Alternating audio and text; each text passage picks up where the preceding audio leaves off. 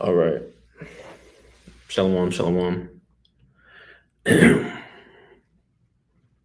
First and foremost, I want to give all praises, honor, and glory to Yahweh Shem Yahushua Bashem Kakadash. Um, I wanted to do a quick sit down um, going into this particular subject. Um, as we can see, um, even as close as we are to the finish line, all right, we have individuals, all right, which, Genesis is the hot topic right now. Um, we have individuals that are still teaching, you know, things that are contrary to, what is written. All right. So I'll go ahead and entitle this lesson, Salvation was not preached or was preached, specifically to Israelite foreigners and not to actual heathen. All right. So, Lord's willing, this lesson is edifying. We're going to go through some basic scriptures. All right. Because really, this thing is playing upon tables. It's not complicated. It's not complicated. It's not rocket science. It's really very simple. But, as we get closer and closer to the straight gate, we're going to continue to have individuals that fold under the pressure. All right. And that basically forsake everything that they were taught. All right. And that's why the scripture is going to, certain individuals that, didn't bow the knee to Baal. All right. Those particular individuals are the men of the Lord, the true prophets. Okay. But not everybody's a true prophet, as the Lord warned us. All right. We have a lot of hirelings out here. Okay. So this isn't going to be long. I just needed to get a couple scriptures real quick, and I'm going to read a little bit of this commentary because, even these, theologians, right? These, these guys that may have got, educated through cemetery, right? Even they don't know what the hell they're talking about. I remember, I forget what guy I was watching. He has a good page because he goes into a lot of history. He goes into a lot of Roman history. I want to say his name is Bruce. I want to say Bruce Gore, maybe. I think he's a history professor, but he has a lot of good videos on the Greeks, the Romans, things of that nature. But even with all that knowledge, okay, they still don't understand the scriptures, bro. All right. They still don't understand the scriptures, but the powers to be, the ones really calling the shots, the ones really, moving things around.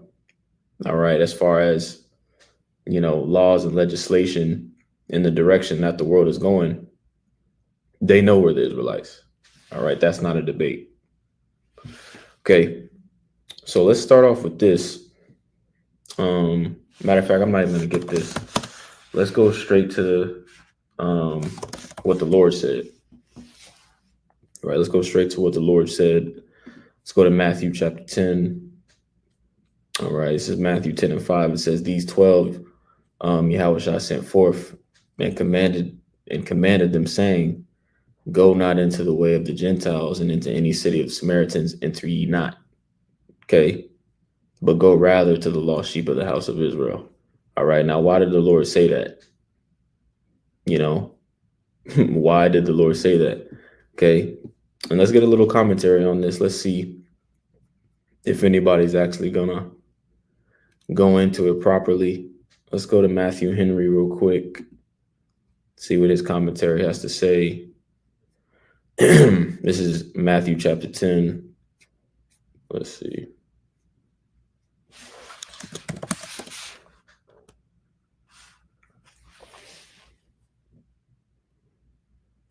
Okay.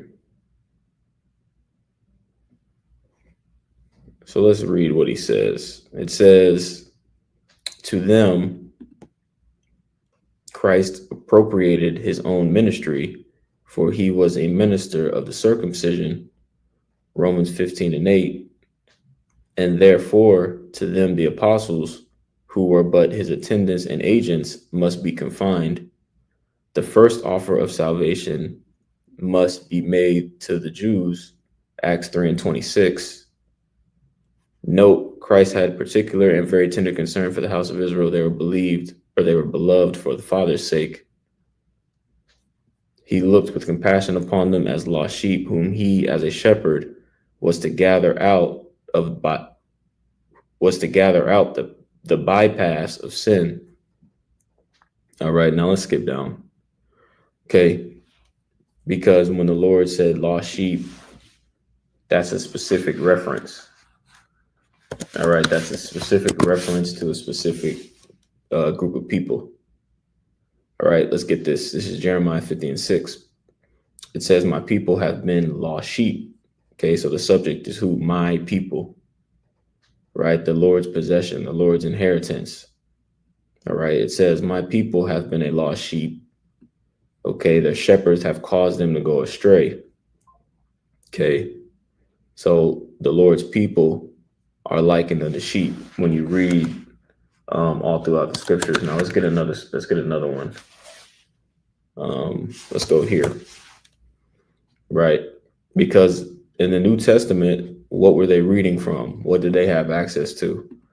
All right, they had access to the prophets, okay, to the law, and to the prophets, the Old Testament, so to speak.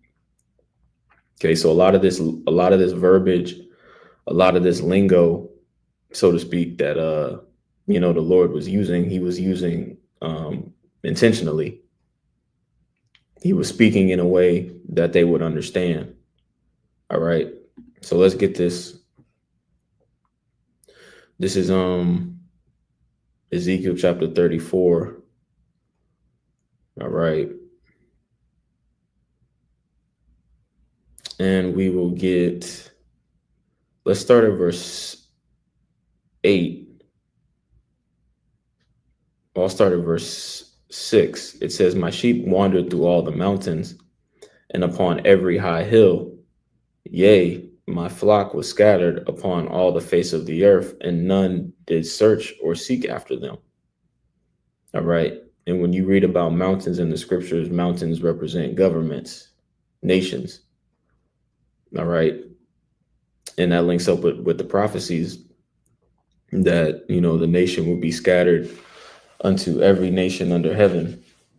All right. So you have Israelites everywhere looking like all different, types of people. This isn't a black thing. All right. This isn't a black thing. Okay. But let's jump down. Let's jump down to verse 11. It says the restoration. Ezekiel 34:11. It says, for thus saith the Lord, behold, I, even I, will both search my sheep and seek them out. All right. And he did that in the form of preaching the word. All right. Pushing the gospel. All right. And that's happening these times in the form of the internet. All right. The Lord putting the spirit and putting the words upon, the elders and apostles of Great Millstone, and then giving them the internet. Okay. But this is verse 12. It says, as a shepherd seeketh out his flock in the day that he is among his sheep that are scattered. Okay. So this is specifically referring to the Lord's people. Okay. All right. And that's what when you read the first two verses, okay, that it tells you that. All right. But it says, Ezekiel 34:12, it says, as a shepherd seeketh out his flock in the day that he is among his sheep that are scattered, so will I seek out my sheep and will deliver them out of all the places where they have been scattered in the cloudy and dark day. Going into the deliverance. All right. The Lord has been seeking us out in the form of pushing his word, but that's ultimately going to lead to actual deliverance. Okay, actual deliverance. And for that, I want to get this real quick in Isaiah 11. All right, I want to read a little bit of this commentary. Let me see. This commentary that I'm reading, it's the one volume Bible commentary by J.R. Dumelow. So let me pull this up on the screen. This is Isaiah 11. All right, and again, we just read in Ezekiel, it talks about the restoration. Okay, we go to Isaiah. It says what? It says the restored remnant. Okay, what does it mean to restore something? All right, what does that mean? Let's look that up. It says restore, to bring back a previous right. All right. So how can you go back to something that you were never a part of? All right. It says reinstate, to put back, to bring back, return, repair, rehabilitate, rebuild. Okay. So that word right there lets you know, all right, who the Lord is, what's going on, who the Lord is dealing with, man. All right. Now this is Isaiah chapter 11.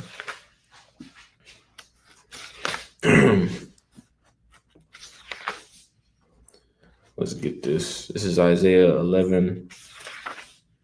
And I'm going to read it, and then I'm going to read some of this commentary. It says, and it shall come to pass in that day that the Lord shall set his hand again the second time to recover the remnant of his people.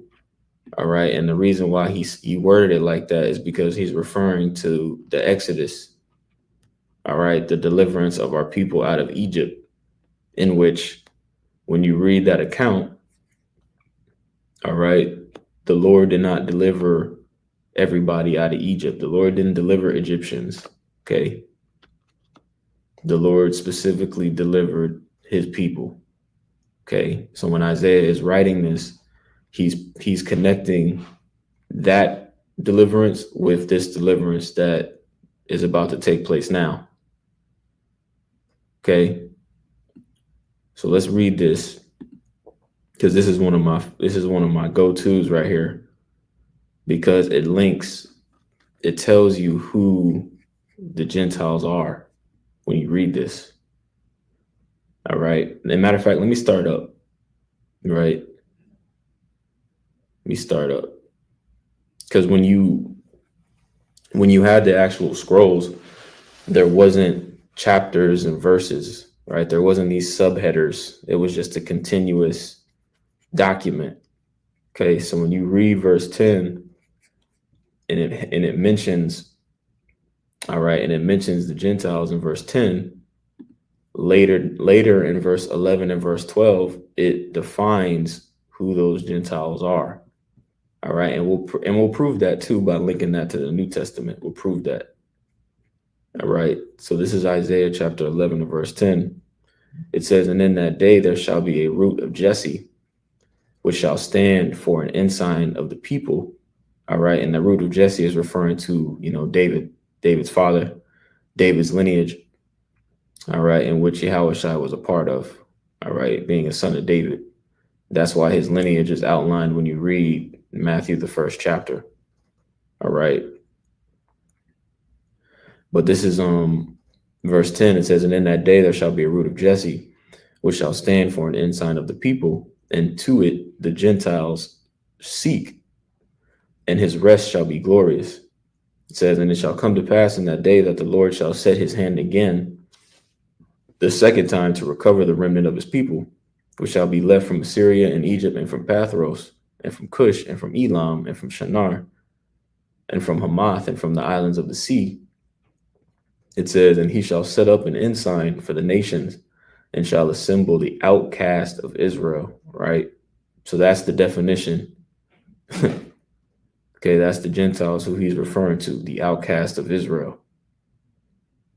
Right. It says, and gather together the dispersed of Judah from the four corners of the earth. Right. So that's the key right there. All right. Now let's jump to the New Testament and link this up, because the apostles understood this. All right. The apostles understood this. All right. And they did what Yahushua commanded them to do. The same with the Apostle Paul. All right. This is 1 Peter 1:1. All right. I'm going to get 1 Peter 1:1, and I'm going to get James 1:1. All right. It says, Peter, an apostle of Yahushua HaMashiach, to the strangers scattered throughout Pontus, Galatia, Cappadocia, Asia, and Bithynia. Right. So the strangers scattered. Right. Those strangers that are scattered is talking about those same individuals that we just read about in Isaiah 11. Okay. Scattered Israelites. All right. Now let's get James 1:1. All right. It says James is even more specific. All right. When you get it, he's even more specific. All right. And why is this the first? You got to ask yourself, why is this the first thing stated? All right. Why? You know, anytime you write a letter, it says you write to, right? You write to so and so, right? You identify who the letter is addressed to. Okay. If the letter was for everybody, there would be no need for this identifier. Okay. This is James 1:1. It says, James, a servant of the Most High and of the Lord Yahushua HaMashiach. It says, to the 12 tribes which are scattered abroad, greeting. So there it is. All right. There it is. And there's nothing confusing about that. There's nothing really mysterious about that. What makes it a mystery, because the scriptures do talk about the mystery of the Gentiles, what makes it a mystery is that you're going to have Israelites that don't look like Israelites. You're going to have Israelites that look like actual heathen, that actually look like the so-called white man, that actually look like Asian people, that actually look like Indian people, African people. You're going to have Israelites everywhere. All right. This thing isn't about looking like a damn action figure, a damn, you know what I mean? All right. This is Jeremiah 12:9. It says, mine heritage is unto me as a speckled bird. All right. Meaning what? That Israel in the latter days is going to come in various shades and complexions. You know, that's what it means. It says, mine heritage is unto me as a speckled bird. The birds round about are against her. Come ye, assemble, all the beasts of the field, come to devour. Okay. So that's playing upon tables, man. That's playing upon tables. All right. So let me see if there's anything I want out of this. All right. I think the point was made. All right. Just wanted to touch on that real briefly. So with that, I want to give all praises, honor, and glory to Yahweh Bashem Yahushua, Bashem Makakodash. Shalom.